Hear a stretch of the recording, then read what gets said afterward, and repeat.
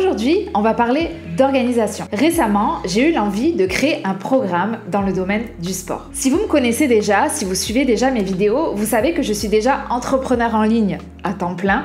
J'accompagne des coachs à développer leur business sur le digital et j'ai aussi une agence de communication. Donc, je vous souhaite la bienvenue dans cet épisode 2 de la série Coach sportif en ligne. C'est une série de 4 vidéos dans laquelle je vais vous montrer étape après étape comment devenir coach sur le digital, comment devenir digital nomade. Et aujourd'hui, on va parler d'organisation. Alors peut-être que, comme moi, vous avez cette envie de créer un programme en ligne de sport, de nutrition, de bien-être, mais vous avez déjà une vie extrêmement occupée. Mon objectif avec cette vidéo, c'est de vous montrer que malgré un emploi du temps très chargé, avec une bonne organisation et avec une bonne planification, on peut trouver le temps et l'espace nécessaires pour créer des projets qui sont importants pour nous. Alors c'est parti pour décrypter mon organisation. Étape numéro 1, il va falloir être au clair sur sa vision. J'ai déjà fait une vidéo précédente dans la même série que vous pouvez aller visionner où je vous explique comment faire en sorte de créer votre vision de vie et de business idéal. Étape numéro 2, on va maintenant venir définir les 3 Big Rocks, les 3 gros objectifs de votre année. C'est-à-dire, quelles sont les 3 choses essentielles d'un terme de vue personnel mais aussi professionnel que vous avez envie d'atteindre pour cette année. Moi par exemple, parmi mes objectifs professionnels, j'ai noté que je voulais davantage me positionner sur le marché du sport, de la santé et du bien-être, d'une part en améliorant mon programme Nomade, que vous connaissez sûrement, mais aussi en créant une nouvelle offre pour les particuliers, un programme 100% sportif. Donc j'avais, en ce début d'année, cette envie de créer un programme de sport. Et bien sûr, comme on a envie de créer un business pour servir notre style de vie idéal, je vous conseille également à cette étape de noter aussi vos 3 objectifs personnels. Moi par exemple, dans mes 3 objectifs personnels de cette année, j'ai aménagé mon nouvel appart, faire un voyage de 3 semaines plutôt au soleil et j'ai également un objectif sportif en termes de performance. Une fois que c'est fait, on va passer à l'étape suivante,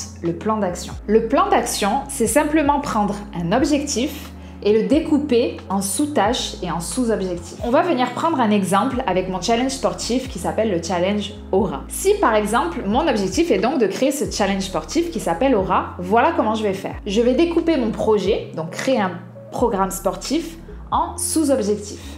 Sous-objectif numéro 1, il va falloir développer ma visibilité sur mon compte Instagram de fitness. Petit 2, il va falloir bâtir ma communauté. Petit 3, il va falloir trouver une bonne idée de programme. Petit 4, il va falloir construire le contenu du programme. Et évidemment, petit 5, il va falloir lancer et vendre ce programme. Sinon, bon, ça reste juste un hobby. Donc là, on a les sous-objectifs. On a 5 sous-objectifs.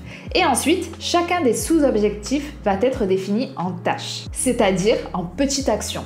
Par exemple, si je reprends mon sous-objectif qui s'appelle « Développer ma visibilité sur mon compte Instagram ».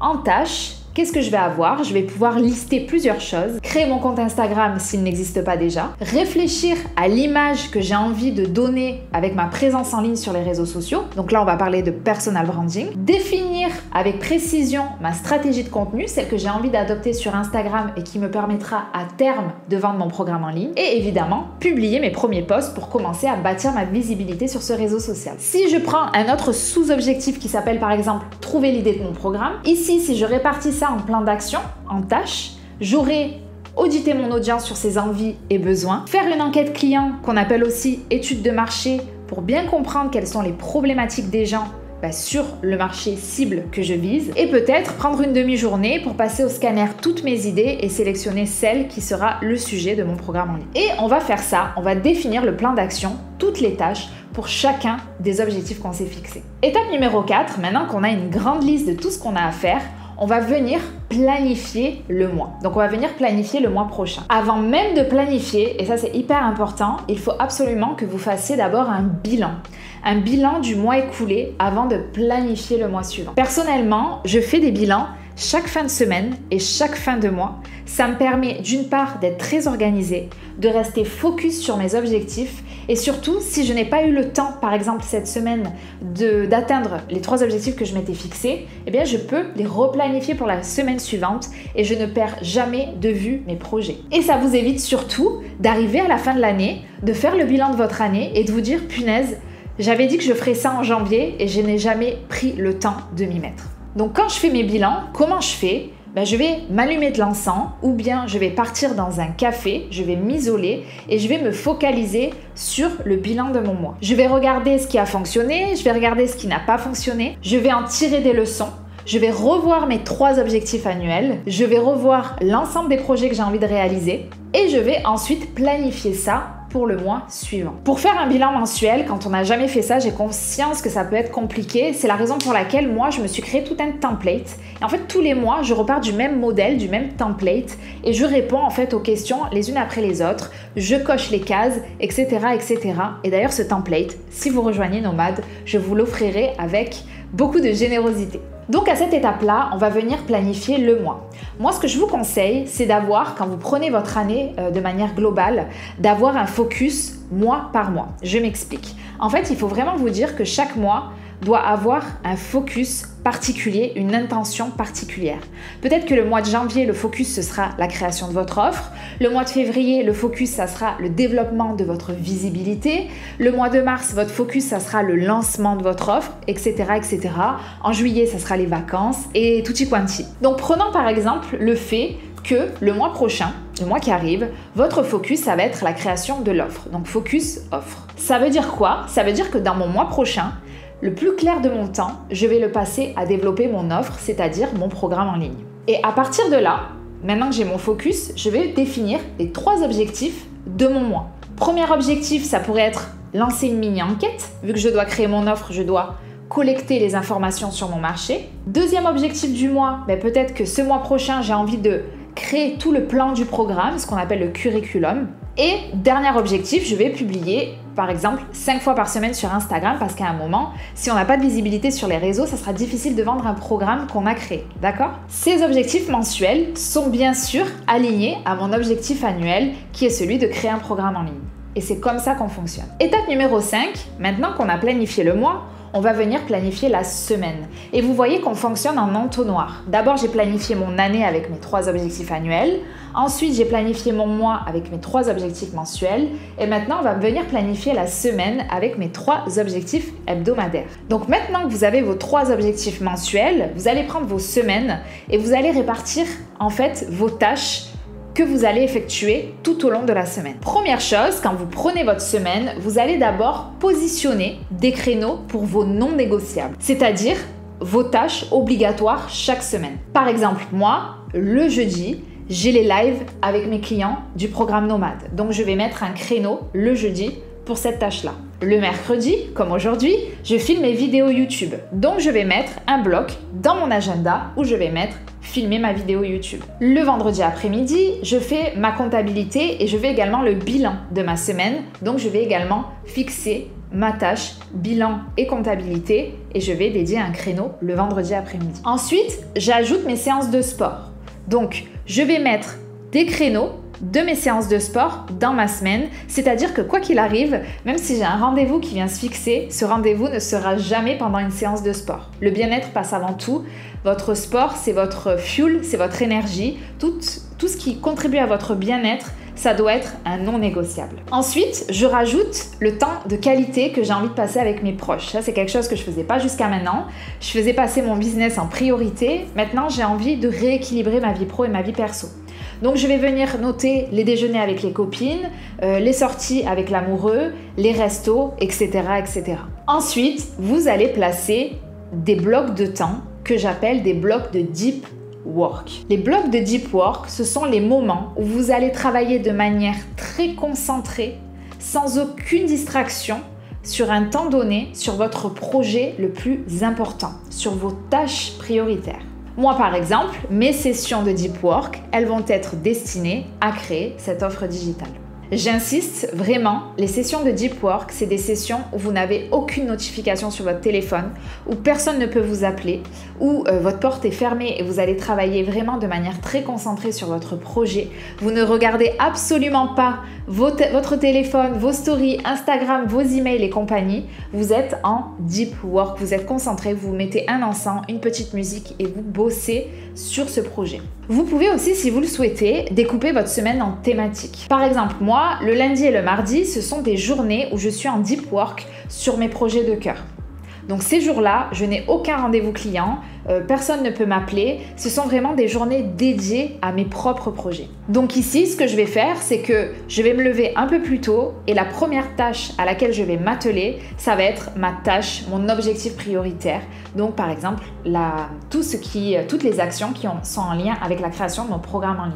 Donc je vais travailler sur l'idée de ce programme, je vais peut-être créer une enquête client, je vais réfléchir à la mise en place de l'espace membre, etc., etc. Le mercredi, généralement, ce sont des jours que je dédie à ma création de contenu pour YouTube.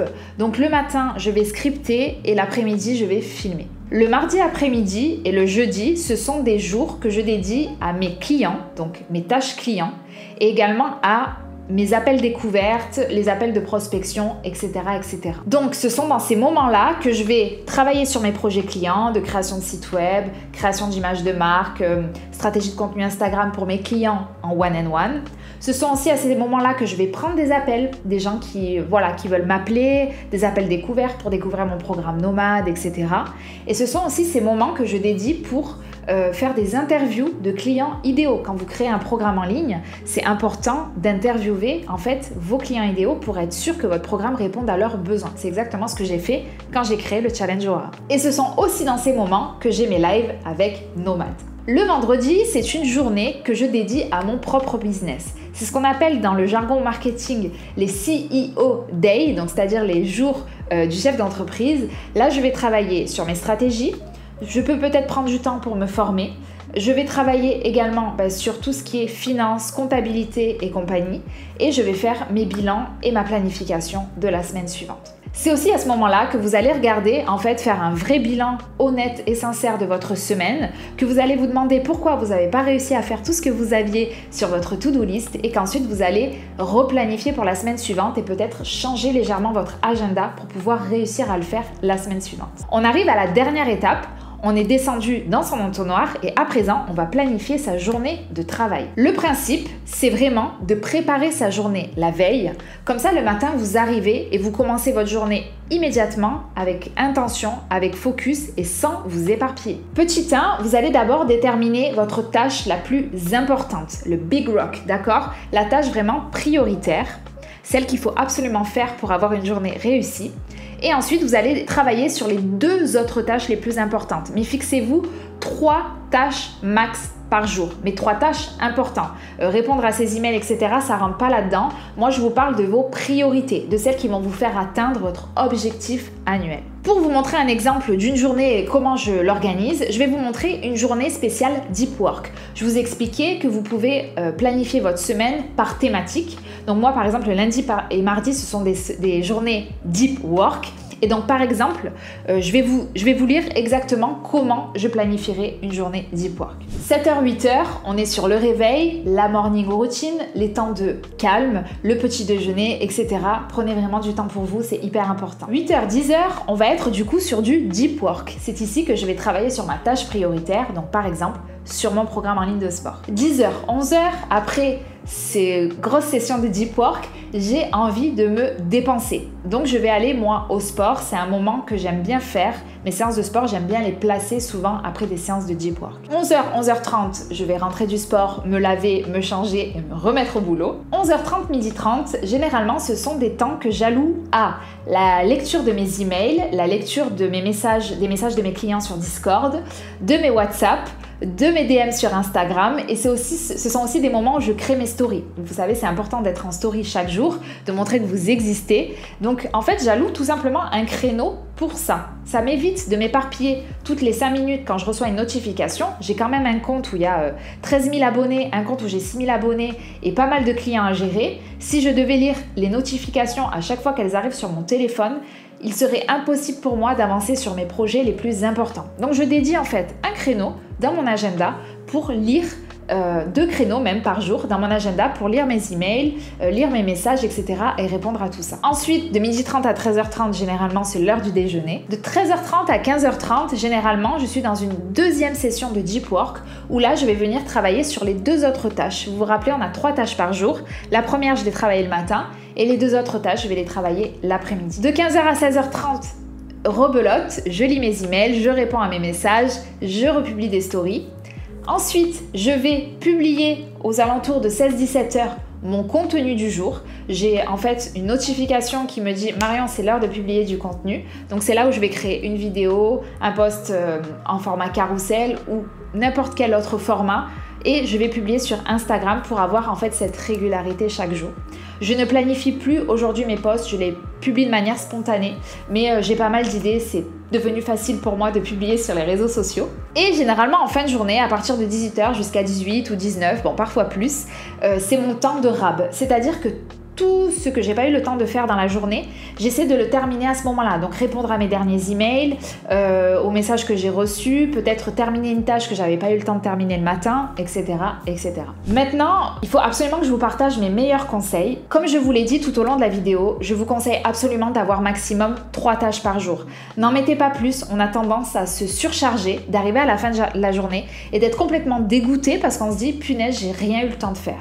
Alors que si vous avez 3 tâches, vous allez les faire de manière très intentionnelle, vous allez être concentré uniquement là-dessus et je vous garantis que vous allez les faire dans votre journée. Deuxième chose, le deep work. Je travaille énormément en deep work, ça a changé ma vie, ça a changé mon business. Le deep work, c'est vraiment des sessions où vous n'avez aucune intervention.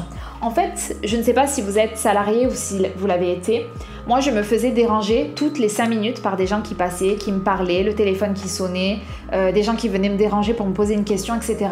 Et à la fin de la journée, j'avais l'impression de ne pas avoir été du tout productive.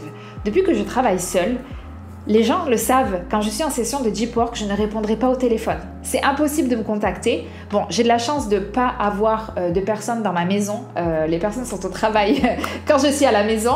Donc, au final, personne ne m'embête. Quand je suis en session de deep work, personne ne m'embête. Ou bien, vous prenez votre ordinateur, je l'ai déjà fait plein de fois, vous allez dans un café, vous mettez vos écouteurs en mode « ne me dérangez pas » et vous faites votre session de deep work pendant 1 heure, 2 heures, 3 heures. Mais vraiment, ça va être game changer, surtout si vous voulez créer un programme en ligne. Je vous conseille évidemment de prendre des pauses régulières et aussi de connaître vos pics d'énergie. C'est important de savoir, de se connaître et de savoir à quel moment vous avez de l'énergie et à quel moment vous en avez moins. Ça sert à rien de travailler tôt le matin si vous êtes une personne du soir. D'accord ? Moi, je sais que mes pics d'énergie, je les connais, c'est un peu le matin, pas très tôt, et le soir. C'est là où je suis la plus créative et où je vais me mettre dans des tâches créatives. D'accord ? Et généralement, il faut connaître ces pics d'énergie.